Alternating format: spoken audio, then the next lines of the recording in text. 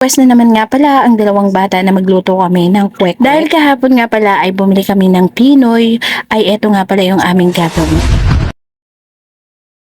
Sa bayan nakabili nga pala kami ng Pinoy. Balot nga sana yung bibilhin namin kaso nga lang Pinoy pala yung aming napili. Nga pala ni Daddy at gusto nga palang makatiim ng balot. Kaya naman pagpili nga namin hindi namin napansin na Pinoy kaya pala. Pagdating nga pala ng bahay ay chinik muna namin at eto nga yung kinalabasan. Kaya binalatan na lang ni Daddy at gagawin na lang pala namin kwek-kwek. Sakto naman na nag-request nga pala ang dalawang bata na bibili ng kwek-kwek. Pero dahil meron na nga pala nito, eto na lang yung gagawin ni Daddy. Buti na lang pala nga at nakabili kami ng arena. Tas meron na rin kami biniling pangkulay. Kasi nga ang balak sana ni Daddy balot at saka Penoy. Pero lahat pala yun ay Penoy. Charis. Balak nga rin sana namin ay kain na lang sa labas ang dalawang bata. Pero dahil nga banding na rin dito sa bahay at day off lang ni Daddy ay makapag-banding naman minsan kami. Nga gusto lang ni Daddy dito sa loob ng bahay kapag day off niya.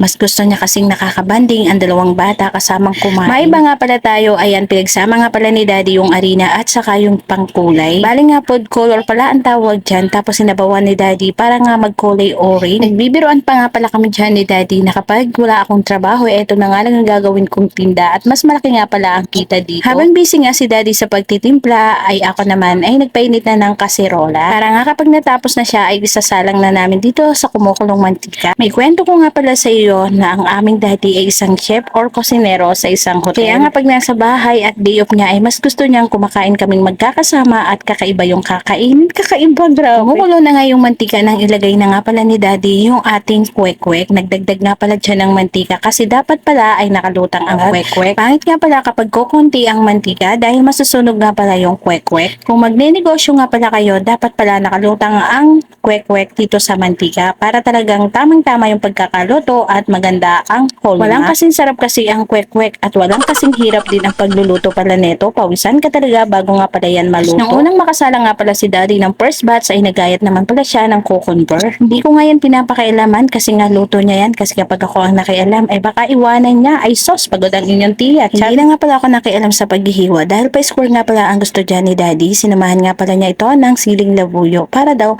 may konting kagat yung ating sausawan. Pagkatapos nga palang makahiwa ni Daddy, eto namang suka at saka asukal ang ginawa niya para nga ma-ready na namin yung sausawan. Ginagawa pa nga lang niya ni Daddy ay talaga naman kami ay naghihintay na dito sa kabilang gilid.